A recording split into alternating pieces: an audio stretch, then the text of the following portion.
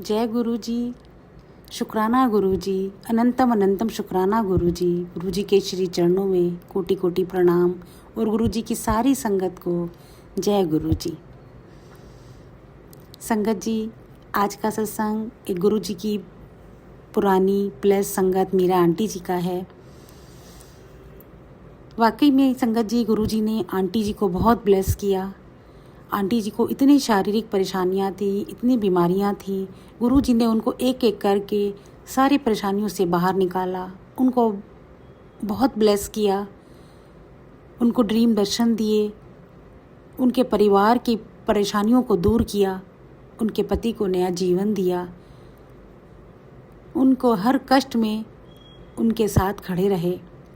तो संगत जी, मेरी आपसे ये विनती है कि आप लोग सत्संग को पूरे भक्ति भाव से, पूरी श्रद्धा से अंत तक सुनिएगा। सत्संग के थ्रू गुरु जी की ब्लेसिंग्स आप तक जरूर पहुंचेंगी। आपको सबको अपने प्रश्नों के जवाब मिलेंगे और गुरु जी की प्रेजेंस का एहसास होगा। तो संगत जी, सत्संग को अंत तक जरूर सुनिए। मीरा आंटी जी बताती हैं कि जब वो गुरु जी से मिली तो उनके मेरुदंड में अधिक समस्या थी। उनकी रीढ़ की हड्डी आपस में जुड़ गई थी। इससे अन्य जगहों पर रिक्त स्थान हो गए थे। उससे प्रतीत होता था कि वहां से पैर की ओर जाती हुई किसी नस पर दबाव पड़ रहा था, जिससे उनके पैर में बहुत पीड़ा रहती थी। चिकित्सकों ने भी देखा कि उनका दाहिना पैर शिथिल हो रहा है और उनका वजन घट रहा था। वह कमर बंद बांधे रहती थी, किंतु उसके साथ भी एक स्थान पर 15 मिनट से अधिक बैठना उनके लिए संभव नहीं था। गुरु जी के पास प्रारंभिक दर्शनों में वे अपने साथ तकिया ले जाती थी ताकि लगातार संगत में बैठने में कठिनाई ना हो, परंतु गुरु जी ने उन्हें यह करते हुए देखकर तकिया लाने को मना किया। तब उसने उन्हें चुपके से लाने का प्रयास किया तो उसे बहुत डांट पड़ी। अंततः वह भूमि पर बैठी और घंटों तक बैठ सकी। मीरा ने गुरु जी के दर्शन पहली बार 3 अप्रैल 1995 को ग्रेटर कैलाश में किए। गुरुजी ने उससे पूछा कि वह किस रोग से निवृत्त होना चाहती है। पूरा वृतांत सुनने के बाद उन्होंने तुरंत कहा कि चलो शल्य क्रिया करते हैं। वह भयभीत हो गई। गुरुजी उसे कक्ष में ले गए और वहां पर एक चम्मच उसके शरीर के रुग्ण भागों पर रखा और फिर उसकी गर्दन दाएं और बाएं दोनों ओर बहुत जोर से मोड़ी। मीरा को अत्यधिक पीड़ा हुई। उसके संभलने पर गुरुजी बोले कि उसके पैर का उपचार वह जालंधर में करेंगे। इस क्रिया के पश्चात मीरा की पीठ का दर्द समाप्त हो गया, परंतु उसके जोड़ों में वेदना फिर भी बनी हुई थी। उसके हाथ की उंगलियां सूजी हुई थी और उसके जोड़ों पर बड़ी बड़ी गांठें बनी हुई थी। एक दिन मीरा ने सतगुरु को अपनी समस्या से अवगत कराया। गुरु जी ने उससे बात करते हुए उसका हाथ अपने हाथ में ले लिया और वह धीरे धीरे उसकी मालिश करने लगे। बातों में मीरा को इसका आभास ही नहीं हुआ। वह उनको बताती रही कि उसके हाथ में कितनी समस्या है। अंत में गुरु जी ने उसको टोका और अपने हाथ देखने को कहा। इस अंतराल में वह हो गया था जिसकी वह मात्र आशा ही कर सकती थी। उसकी उंगलियां पुनः पतली और सुंदर हो गई थी। जोड़ों में कोई पीड़ा नहीं थी और यह सब होते हुए उसे पता भी नहीं लगा था। गुरुजी ने एक बार मीरा को बताया था कि वे उसे मरने नहीं देंगे। उन्होंने उसे जीवन के 10 अतिरिक्त वर्ष दे दिए हैं। वह उसे बचाते रहेंगे और उसके रोग अंतरित करते रहेंगे। उनके यह शब्द अनेक बार सत्य सिद्ध हुए। एक बार मीरा आंटी को अत्यधिक पेट में दर्द था। चिकित्सा परीक्षणों से पता चला कि उनके पित्ताशय में पथरियां भरी हुई हैं। सबसे बड़ी आधा इंच तक मोटी थी। चिकित्सकों ने औषधियां देना प्रारंभ कर दिया था, पर यह भी बताया कि शल्य क्रिया ही अंतिम उपाय है। गुरु जी उस समय जालंधर में थे और उन्होंने उनके दिल्ली लौटने पर शल्य क्रिया करवाने को कहा। उसने कहा कि वह पीड़ा नहीं सह पा रही है। गुरु जी ने अपना हाथ वहां पर रखा और उसकी वेदना समाप्त हो गई। मीरा ने गुरुजी के लौटने की प्रतीक्षा करी और आने पर शल्य क्रिया करवाई। उसका पित्ताशय सफलतापूर्वक निकाला गया। मीरा को स्वास्थ्य संबंधी अनेक समस्याएं थी। उनके मधु का स्तर लगातार ऊपर नीचे होता रहता था। इसके कुप्रभाव से उनकी बाईं आंख की दृष्टि कम होती जा रही थी। मीरा ने चिकित्सालय में जाकर उस आंख का परीक्षण करवाया तो पता लगा कि वहां पर स्त्राव था। चिकित्सकों ने उसे 1 सप्ताह में शल्य क्रिया करवाने का परामर्श दिया। उस दिन मंगलवार था और मीरा गुरुजी की आज्ञा के बिना कोई कदम नहीं उठाना चाह रही थी। उसने उन्हें बताया कि वह अपने पति से तिथि के बारे में बात करेगी। चिकित्सक ने उसे कहा कि आंख उसकी है, ना कि उसके पति की। पर अपनी बात पर अटल मीरा नहीं मानी और गुरुजी के पास गई। सदगुरु ने अपने पैरों के पास पड़ी हुई अनेक मालाओं में से एक उठाकर उसे दी। उसकी आंख का निरीक्षण करने पर चिकित्सक स्तब्ध रह गए। उसकी आंख सामान्य थी, किसी क्रिया या अन्य परीक्षण की आवश्यकता ही नहीं थी। गुरुजी ने मीरा आंटी के पति पर भी बहुत कृपा की। उनके पति के मुख के अंदर श्वेत निशान था। चिकित्सक शंका कर रहे थे कि वह कैंसर है, पर उनको बायोप्सी के परिणाम की प्रतीक्षा थी। इस बीच मीरा जल्दी से गुरुजी के पास गई और वह बोले, मौज कर। मीरा आश्चर्यचकित थी, पर गुरुजी के वह शब्द तो उसको आशीष थे। बायोप्सी में कोई धब्बे नहीं थे, किंतु पिछला एक्सरे जो रात को 2 बजे लिया था उसमें स्पष्ट चिन्ह थे। चिकित्सक फिर से हैरान थे, रात भर में वह निशान कैसे लुप्त हो गए। मीरा के आनंद की तो कोई सीमा नहीं थी। गुरुजी उसके पास सब कुछ तुरंत कर देते थे, ऐसा मीरा ने कहा। एक बार आंटी, अंकल और उनकी सास गुरुजी के दर्शन के लिए चंडीगढ़ गए थे। वे रात को पहुंचे थे और गुरुजी ने उन्हें उसी समय लौटने के लिए कहा। वहाँ से रात्रि को 2 बजे निकले। उन दिनों पंजाब में आतंकवादी घटनाओं की चिंताएं थीं। थोड़ी दूर चलकर जब उन्होंने देखा कि चंडीगढ़ अंबाला राजमार्ग बंद किया हुआ था, तो उनकी चिंता और अधिक बढ़ गई। उन्हें पंचकुला होकर जाना पड़ा। उस अंधेरी रात को अंधेरे मार्गों से गुजरते हुए, जिन पर रोशनी भी नहीं थी, कोई अन्य व्यक्ति या गाड़ी दिखाई नहीं दे रहे थे। परिवार अत्यंत भयभीत था। उन्हें कच्चे ग्रामीण मार्गों से गुजरना पड़ रहा था। मीरा ने दिशा निर्देश के लिए गुरुजी से प्रार्थना करी। उनकी सास सोच रही थी, गुरुजी इस समय अचानक कहाँ से आकर सहायता करेंगे। उसी समय खेतों में से बड़ी दाढ़ी वाले 2 बड़े युवक निकल कर आए। वे मोटरसाइकिल पर सवार थे। मीरा ने अपने पति से कार रोककर उनसे राजमार्ग की दूरी पता करने को कहा। उन्होंने उत्तर दिया कि वह केवल 13 किलोमीटर दूर है। मीरा ने कहा कि ना कोई मार्गदर्शक चिन्ह है और रास्ता इतना सुनसान है, वह केवल इतनी दूर कैसे हो सकता है। उत्तर न मिलने पर उसने फिर से प्रश्न किया। मीरा और उसकी सास अति भयभीत थी। उसकी सास तो इनको आतंकवादी समझ रही थी। यह सुनकर एक युवक अपना मुंह मीरा के समीप लाया और बोला कि राजमार्ग वास्तव में 13 किलोमीटर है। वहां से मात्र 200 मीटर दूर आने पर उन्हें मार्गदर्शक चिन्ह दिखाई दिया, जिस पर 13 किलोमीटर लिखा हुआ था। और ठीक उतनी दूरी के बाद यह सड़क प्रिंस होटल के पास जाकर राजमार्ग से मिल गई। इतनी सुनसान, अंधेरी और भयावह रात में खेतों से निकलकर उनको दिशा और दूरी बताने वाला कौन आया था। कुछ समय पश्चात आंटी की बेटी और दामाद की गाड़ी दुर्घटनाग्रस्त हो गई। पीछे से एक ट्रक ने आकर मारा था। कार पूरी तरह से क्षतिग्रस्त हुई थी। मीरा की बेटी ने उनको फ़ोन किया और गुरुजी को इस घटना के बारे में बताने को कहा। मीरा रात को ही अंपायर स्टेट भागी। गुरुजी हॉल में थे, जैसे उसी की प्रतीक्षा कर रहे हों। उसने कहा कि एक दुर्घटना हुई है। गुरुजी ने दुर्घटना का स्थान बता दिया। ग्रेटर कैलाश के गोल चक्कर पर। उसने कहा कि उसके दामाद को हॉस्पिटल ले जा रहे हैं, किंतु गुरुजी ने उसे भद्रता से बताया कि उसे बसंत कुंज में स्थित इंडियन स्पाइनल इंजरीज सेंटर में ले जाया जा रहा है, जैसा कि उसकी बेटी ने अंतिम क्षण में बताया था। व्यग्र मीरा काफ़ी देर तक यह समझ ही नहीं पाए कि गुरुजी स्वयं दुर्घटना का विवरण कर रहे हैं। सर्वशक्तिशाली सदगुरु ने उसके किसी बच्चे को चोट नहीं आने दी थी। यद्यपि उसके दामाद का मुख सूज गया था, उसे कोई चोट नहीं आई थी। बाद में मीरा को बताया गया कि दुर्घटना के समय गुरुजी अपने कक्ष में टहलकदमी कर रहे थे।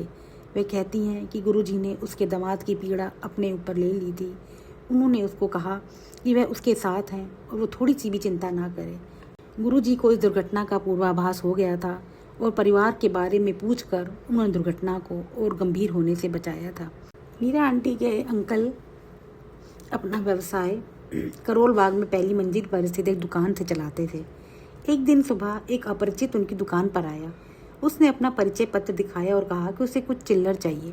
उस समय मीरा दुकान पर बैठी थी और उसने कहा कि वह थोक व्यापारी हैं और उनके पास छुट्टा नहीं है। परंतु कपूर ने उसकी सहायता करने के लिए दुकान के एक कर्मचारी को 6500 रुपये का भुनाने वाला चेक देकर उस अपरिचित के साथ बैंक भेज दिया। वह व्यक्ति बैंक में गया और कर्मचारी बाहर खड़ा रहा। वह तब तक प्रतीक्षा करता रहा जब तक बैंक के सुरक्षाकर्मी ने उसे बताया कि उसके बताए हुए का कोई व्यक्ति बैंक में गया ही नहीं था। वह कर्मचारी दुकान पर लौट आया। उसने जब पूरा वृतांत सुनाया तो मीरा को अत्यंत दुख हुआ कि उनके जैसे अनुभवी व्यापारियों को एक अपरिचित ने इतनी सरलता से ठग लिया था। उसने गुरुजी से इसका उल्लेख किया तो उन्होंने कहा कि उनकी समस्याएं दूर हो गई हैं। उन्होंने यह भी कहा कि वे पैसा ले गए थे। एक अन्य अवसर पर एक बहुत लंबा व्यक्ति जिसका सिर छत को छू रहा था दुकान पर आया और अंदर झांकने लगा। उसने कमर पर एक पुराना कमरबंद बांधा हुआ था। आवारा समझकर मीरा ने उसको जाने के लिए कहा। एक कर्मचारी ने कहा कि वह भोलेनाथ लगते हैं। मीरा ने उसे 2 रुपये दिए और जोर देकर जाने को कहा। वह चला गया। दुकान के सुरक्षाकर्मी ने उसे अंदर आते हुए या बाहर जाते हुए देखा ही नहीं था। शाम को मीरा जब गुरुजी के पास गई तो वह बहुत लज्जित हुई। सतगुरु ने उसे कहा कि जब वह दुकान पर आए तो उसने उन्हें केवल 2 रुपये ही दिए थे। गुरुजी का आदेश था कि वह दुकान पर बैठे, यद्यपि उसे दुकान के बारे में कुछ पता नहीं था। उसने आज्ञा का पालन किया। उसके बाद जब गुरु जालंधर गए तो वह उनके चित्र के सामने बहुत रोती थी। वह शिव पुराण पढ़ती थी और माला लेकर ओम नमः शिवाय, शिव जी सदा सहाय, ओम नमः शिवाय, गुरु जी सदा सहाय का पाठ करती थी। जब भी उनको गुरु जी की सुगंध आती थी वे निकट ही अपने घर से कपड़े बदलकर जालंधर चले जाया करती थी। एक ऐसे ही दर्शन पर गुरु जी ने उसे कहा कि वह उन्हें इतना याद ना करे और इतना ना रोए, साथ ही ओम नमः शिवाय, शिव जी सदा सहाय मंत्र का अधिक पाठ करे। उसके इतना याद करने के कारण गुरुजी उसकी दुकान पर आते रहे। एक बार एक संत दुकान पर आए और उन्होंने कहा कि वह उसे एक माला देना चाहते हैं। जब उसने अपना हाथ बढ़ाया तो संत ने उसे झुकने के लिए कहा और माला उसके गले में पहना दी। उन्होंने यह भी कहा कि वह यह माला सदा अपने गले में डाले रहे। इसके पश्चात गुरुजी ने उनके यहाँ एक बार फिर पहुँचे मीरा के नाती को कड़ा देने। उन्होंने मीरा को भी वैसा ही कड़ा दिया। जब मीरा ने दुकान पर बैठना आरंभ किया तो उसने वहाँ पर गुरुजी का चित्र लगा दिया था। गुरुजी ने मना किया तो वह वापस घर ले गई। दुकान पर 5 माह तक जाने के बाद गुरुजी ने उसे अपना चित्र लगाने की आज्ञा दी। मीरा कहती हैं कि उसके उपरांत व्यापार में वृद्धि हुई और उनके पिछले सब घाटे पूरे हो गए। गुरुजी ने कपूर के वचन की भी लाज रखी। एक बार उनके पति ने किसी व्यक्ति को उसी दिन 3 लाख रुपए देने का वादा किया। मीरा ने कहा कि उनके पास छठा भाग भी नहीं है, वह उसे पैसा कैसे देंगे। अंकल ने कहा कि उस दिन 2 व्यापारियों से पैसे आने हैं और उससे वह पूरा हो जाएगा। कपूर पैसा लेने गए। एक ने उन्हें अगले सप्ताह आने को कहा, दूसरे ने अगले दिन। पैसा न मिलने पर अंकल ने करोल बाग के गुरुद्वारे के सामने से गुजरते हुए गुरुजी से विनती करी। यदि वह पैसा नहीं दे पाए तो यह गुरुजी का अपमान होगा, उनका नहीं। इस प्रकार दृढ़तापूर्वक समस्या गुरुजी पर छोड़कर वह दुकान पहुंच गए। कुछ समय के बाद उनके ऊपर वाले दुकानदार ने उनके पास एक ग्राहक भेजा। जालंधर से आए हुए इस व्यक्ति को कुछ विशेष वस्तुएं चाहिए थी। अंकल की दुकान पर वह सब सामग्री मिल गई और उसने बिना परखे ही प्रसन्न होकर पैसे दे दिए। उस मुद्रा से कपूर अपना वायदा निभा पाए। उस दिन जब अंकल गुरुजी के दर्शन के लिए पहुंचे तो गुरुजी ने मीरा को कहा कि क्या बात है, तुम्हारे पति मेरे लिए सड़क पर चलते हुए प्रार्थना करते हैं। ऐसे ही एक बार मीरा अपनी देवरानी के साथ गुरुजी के दर्शन के लिए गई। चलते हुए गुरुजी ने उनकी देवरानी को उनके चरणों के पास पड़ी पुष्पों में से गुलाब की माला उठाने को कहा। उन्होंने निर्देश दिया कि उस माला से कुछ जल शुद्ध करने के बाद उसे पूरी दुकान में छिड़कना है। अगला दिन सोमवार था। मीरा की देवरानी को कुछ जल छिड़कने के लिए दुकान खोलने में आलस आ रहा था। मीरा ने उसे समझाया कि अपना तर्क लगाने की अपेक्षा गुरुजी के निर्देश का पालन करना उचित है। 1 माह के पश्चात करोल बाग के उस बाजार में भयंकर आग लगी। सब दुकानें जलकर राख हो गई। उनकी नीचे वाली दुकान भी जल गई थी, यहाँ तक कि उसकी छत के पंखे भी पिघल गए। किंतु ऊपर उनके वस्त्रों की दुकान पर पहुंचने से पहले अग्नि ने अपना रुख बदल लिया। अचानक वायु की दिशा में परिवर्तन हो गया। उस गुलाब की माला जिसे गुरुजी ने अभिमंत्रित किया था उनकी रक्षा करी थी। मीरा द्वारा गुरुजी के लगातार दर्शन के पश्चात उनके परिवार वाले भी लाभान्वित होने लगे। उनकी देवरानी की सबसे पहले उनकी कृपा का सौभाग्य प्राप्त हुआ। उनको सदा नजला रहता था, जिसके कारण कई बार आधे सिर में दर्द भी होता था। उसके कानों में से भी तरल बहता रहता था और श्रवण शक्ति क्षीण हो गई थी। वह और मीरा दोनों गुरुजी के पास गए। उनका जुकाम और दर्द लुप्त हो गए और उनकी श्रवण शक्ति भी अच्छी हो गई। उसी समय उनके 4 वर्षीय पुत्र की दृष्टि क्षीण होती जा रही थी। गुरुजी से उल्लेख करने पर उन्होंने अपना आशीर्वाद दिया और उसकी आंख में मधु डालने को कहा। माँ को पता था कि आंख में शहद डालने से बहुत वेदना होती है, अतः वह हिचकिचा रही थी। पर मीरा के उस पर अभिभावी होने पर उसने बेटे की आंख में मधु डाला। इस क्रिया से उसे कोई दर्द नहीं हुआ। गुरुजी ने उसकी आंखों का परीक्षण करवाने को कहा, जिससे पता लगा कि उसकी आंख पहले से बहुत अच्छी हो गई थी। मीरा के भाई सेना से रिटायर हुए थे। रामकृष्ण परमहंस की अनुयायी संतों के पास केवल प्रभु के साक्षात दर्शन की कामना लेकर आते थे। मीरा ने उनको सदगुरु के विषय में बताया। अति उल्लास के साथ वे गुरुजी की संगत में आए। गुरुजी ने उनको मामा जी से संबोधित किया और अपनी आकांक्षा प्रकट करने को कहा। अध्यात्म प्रेमी ने केवल उनके आशीष के लिए विनती करी। गुरुजी के प्रश्न दोहराने पर उन्होंने अपनी महत्वाकांक्षा के बारे में बताया। गुरुजी ने कहा कि ठीक है। 3 दिन बाद मीरा के भाई को घर में अलौकिक सौंदर्य दृष्टिगोचर हुआ। उनके जीवन की मनोकामना पूर्ण हुई थी। उन्होंने प्रभु के दर्शन किए थे। केवल एक भक्त के स्वप्न को साकार करने के लिए गुरुजी ने विधाता के दर्शन कराए थे। फिर वह स्वयं कौन है? एक उत्तर मीरा के पिता से आता है। मीरा के पिता कहते थे कि गुरुजी साधारण संत नहीं है, जो कुछ सिद्धियां प्राप्त करने के उपरांत उनका पूरे संसार में प्रदर्शन करते रहते हैं और अपने भक्तों की संख्या बढ़ाते रहते हैं। गुरुजी दिव्य ज्योति का रूप है। उनके अंकल को भी उनके दर्शन हुए हैं। अंकल शिव की नगरी काशी में पढ़े थे। एक रात उन्होंने स्वप्न देखा कि वे वाराणसी के विश्वेश्वर मंदिर के द्वार पर खड़े हैं। मंदिर के द्वार खुलने पर उन्हें गुरुजी के दर्शन होते हैं। उनकी दृष्टि गुरुजी के पैरों पर जाती है, जहां ब्रह्मा, विष्णु और महेश दिखाई देते हैं।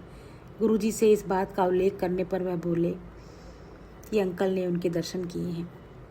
इन्हीं शब्दों के साथ मैं अपनी वाणी को विराम देती हूँ। जय गुरुजी, शुक्राना गुरुजी, अनंतम अनंतम शुक्राना गुरुजी। संगत जी, आंटी जी के सत्संग को आगे भी शेयर करिए और कोई और संगत अपना सत्संग हमारे इस ईमेल एड्रेस पर भेजना चाहे तो उस पर भेजिए, हम उसे ज़रूर पढ़ेंगे। जय गुरुजी, शुक्राना गुरुजी।